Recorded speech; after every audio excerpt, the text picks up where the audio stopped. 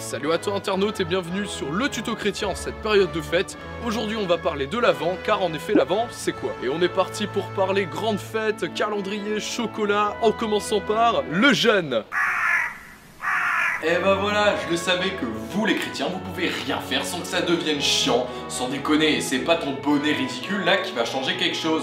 Très bien mon bonnet. De toute façon le Noël d'aujourd'hui c'est Coca-Cola et c'est tout. Bon et bien écoute, retour en arrière pour répondre à tout ça. Déjà l'Avent correspond à une période allant du 4e dimanche avant Noël au 24 décembre. Le début aussi donc entre le 27 novembre et le 3 décembre. Cette année c'était le 2 décembre qu'il a commencé. Et avant, l'Avent, c'est hyper bizarre à dire. Bref, durant le Moyen-Âge, l'Avent était une période qui démarrait à la fête de Saint-Martin le 11 novembre et qui consistait en un jeûne 3 jours par semaine jusqu'à Noël. La définition de ce qu'était l'Avent ensuite et de ce que l'on y fait varie énormément selon les régions en Europe et selon les personnes. Pour certains, elle part de Saint-Martin, pour d'autres de la fête de Saint-André le 30 novembre. On retiendra finalement au cours des siècles les 4 semaines avant Noël qui correspond grosso modo à la date de la fête de Saint-André. La période correspondait au début à ce que l'on pouvait retrouver durant le carême, le jeûne, l'abstinence entre autres. Mais s'en éloigne petit à petit. Le respect ou non du jeûne tenant plus de l'initiative de foi personnelle que d'une réelle règle à respecter dans les églises, qu'elles soient alors catholiques, orthodoxes et bientôt protestantes. Il faut attendre le concile Vatican II en 1963 pour que les choses soient un peu plus claires pour différencier l'Avent du carême. Ces 4 semaines seront désormais une période d'attente et d'espérance de la venue du Christ, donc à distinguer du carême dans sa façon d'être abordé désormais. Et de manière générale, cela suit un mouvement de fond dans la chrétienté en général, qui tend dans ce sens et qui fait que la période de l'Avent prend une importance très grande dans la chrétienté aujourd'hui. Ok, mais il sert à quoi ce temps du coup, à part mettre des crèches partout et manger bien comme il faut? Moi, je le fais avant tout par spiritualité perso. On se prépare durant cette période à l'arrivée du Christ, finalisée par la naissance de Jésus à Bethléem. C'est donc à la fois une préparation à sa venue sur terre à Noël, mais c'est aussi le symbole de sa venue dans nos vies d'aujourd'hui et une préparation au jour où il reviendra sur terre. C'est pour ça qu'on prend beaucoup de temps pour préparer Noël, car cela ne concerne pas que la naissance à proprement parler, mais le fait qu'encore aujourd'hui, Jésus vient dans nos vies à nous en tant que croyants. Et c'est en partie pour ça que l'on préfère aujourd'hui un aspect plus joyeux, plus festif,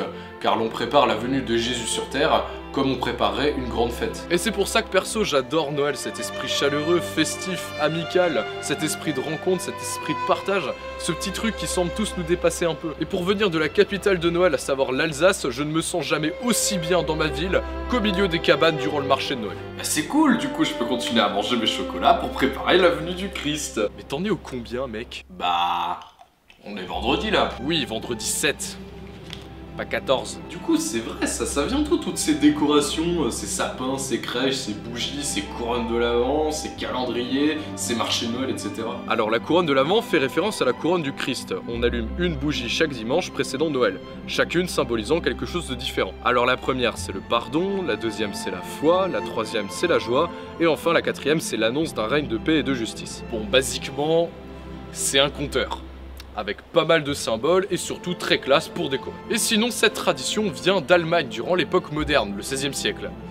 Comme à peu près les 3/4 des trucs qu'on va voir aujourd'hui avec l'Alsace. Le sapin vient d'Alsace, justement, les marchés de Noël viennent d'Europe centrale, et ils étaient alors appelés Christkindlesmarkt. Christkindlesmarkt. Christkindlmarkt. Ou en Alsace, Christkindlesmerik.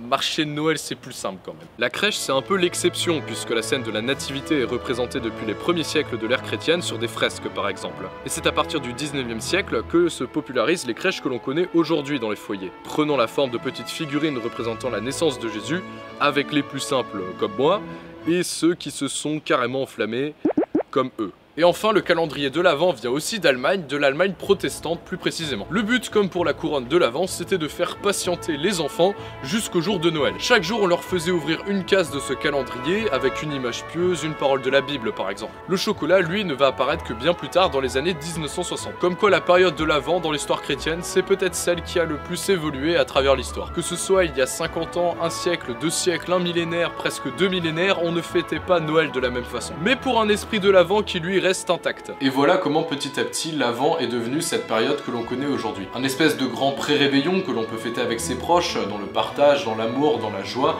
afin de préparer la venue du Christ le 25 décembre. Et je sais pas vous, hein, mais voir cet esprit de Noël, cet esprit d'amour, de charité, de pardon, de joie, de bonheur se mettre en place petit à petit durant le mois de décembre, eh ben moi ça me sort de ma déprime d'automne. Enfin ça et les chocolats. évidemment. Alors que tu sois chrétien ou non, on te souhaite un bon temps de l'Avent et de bonnes fêtes de Noël, en espérant que tu puisses y vivre pleinement dans l'amour, que ce soit celui pour ta famille, pour tes amis, pour tes proches, pour tes études, pour toi-même ou pour tes passions. Profite à fond de ton chocolat quotidien, des marchés et des chants de Noël. Oublie pas ta couronne de l'Avent comme chaque dimanche, mais surtout reste dans l'amour, celui que l'on ressent à son apogée le soir du 24 décembre. Alors profitons de cette atmosphère de décembre pour pouvoir faire le maximum de bien autour de nous, pour pouvoir apporter quelque chose de nouveau dans notre vie. Bref, c'est ça l'esprit de l'Avent, se préparer à la venue de Jésus-Christ sur terre, à la venue de son amour et de son Fils unique. Et moi je vous laisse avec ce verset, c'est dans la première lettre de Jean, chapitre 3, versets 18 à 19. N'aimons pas en parole et avec la langue, mais en action et avec vérité. Par là, nous connaîtrons que nous sommes de la vérité et nous rassurerons nos cœurs devant lui. Allez, bon temps de l'Avent et à très vite sur le tuto chrétien. Ça, je suis en train d'accomplir un rêve de gosse. Tourner avec un bonnet de Noël. Le rêve de Christkindlmarkt. Ou en Alsace, Christkindlmarkt. J'y arriverai jamais.